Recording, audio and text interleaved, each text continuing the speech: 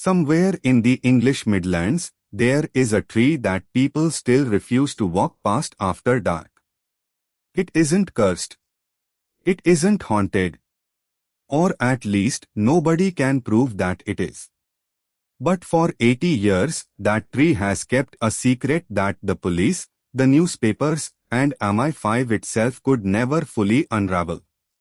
In the spring of 1943, 4 boys crept into a private wood, hunting for birds' eggs to help feed their families during rationing. What they found instead was a human skull, wedged inside the hollow trunk of a Wych Elm. No name. No missing persons report that matched. Just a woman folded into a tree, and a question that would haunt Worcestershire for the rest of the century. Who was she? And who put Bela in the Wych Elm? To understand this story, you have to understand Britain in 1943. The country was in the grip of war. Birmingham, one of the closest major cities to our setting, had already endured devastating bombing raids. Food was rationed. Blackouts turned every night into pitch darkness. And in that darkness, ordinary rules seemed to bend. Hagley Wood sat on private land belonging to Lord Cobham on the Hagley estate in Worcestershire, roughly between Birmingham and Kidderminster. It was quiet, overgrown. The kind of place a person could disappear into and never be found. Local boys sometimes poached there anyway, slipping past gamekeepers to hunt birds' nests for eggs, a small act of rebellion that helped stretch the family larder. It was an entirely unremarkable pastime. Until the 18th of April. 4 boys entered the wood that day. Robert Hart, Thomas Willets, Fred Payne, and 15-year-old Bob Farmer. At some point, Farmer spotted an old Wych elm with a hollow trunk, the kind of tree that practically begs a curious boy to climb it. He hauled himself up, looking for a nest. What he saw instead stopped him cold. A pale shape wedged into the darkness of the trunk.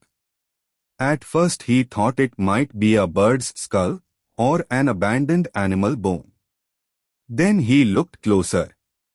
It was a human skull. Matted hair still clung to a patch of rotting flesh on the forehead. 2 crooked front teeth grinned out from the dark. Farmer scrambled down, and the 4 boys stood in stunned silence. They made a pact, the kind boys make when they're too frightened to think clearly. Say nothing. Ever. But guilt is a heavy thing to carry alone. By nightfall, 13-year-old Tommy Willets broke down and told his parents everything. His father rang the police. When detectives arrived the next morning, they found far more than a skull. A full skeleton lay inside the trunk, folded into an impossibly small space, as though it had been pushed in while the body was still soft before rigor mortis could set in. The left hand was missing from the rest of the remains, later found buried separately nearby, a detail that would nag at investigators for decades. Scraps of clothing hung from the bones. A cheap imitation gold wedding ring sat close by, along with a pair of small crepe-soled shoes, barely a size 5.5. Inside the skull, wedged into the mouth, was a scrap of taffeta fabric, evidence the pathologist believed that the woman had been suffocated. That pathologist was the eminent Professor James Webster, and his findings only deepened the mystery. He estimated the woman had been dead for around 18 months, placing her death sometime in 1941. She stood barely 5 feet tall. She had irregular teeth in her upper jaw, wavy light brown hair, and had given birth to at least 1 child. Her body had been forced into the tree while it was still flexible, meaning whoever hid her either acted within hours of her death or knew exactly what they were doing. Police were confident. With such specific dental irregularities, surely identifying her would be simple. They circulated her description to dentists across the country. Nothing. No missing persons file matched. No family came forward. Whoever she was, nobody seemed to be looking for her. And that, in itself, was chilling. A woman can vanish from the world so completely that not a single soul reports her gone. For nearly a year, the case went cold.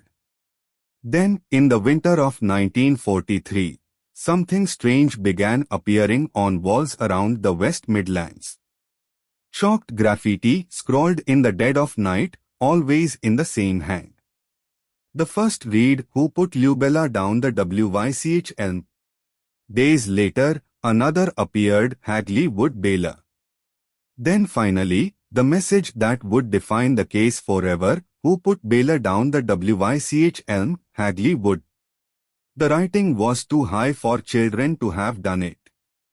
Police believed an adult, moving under cover of the wartime blackout, was responsible, and that whoever it was seemed to know something the public didn't. Nobody was ever caught in the act. From there, the theories multiplied like ivy. One of the most persistent involves espionage. Britain was crawling with foreign agents and informants during the war, and one particularly elaborate story, later relayed by a woman using the pseudonym Anna, claimed the victim had been a Dutch cabaret performer entangled with a spy ring operating out of Birmingham. In this version of events, she witnessed something she shouldn't have, and was silenced in a car on the way to the Clint Hills before being hidden in the wood. It's a dramatic tale, and it even drew the attention of MI5. But no hard evidence ever confirmed it. Then there's the witchcraft theory, championed by folklorist Margaret Murray, who examined the case and connected the missing hand to old rural rituals, specifically a practice sometimes called the Hand of Glory, associated with occult ceremony.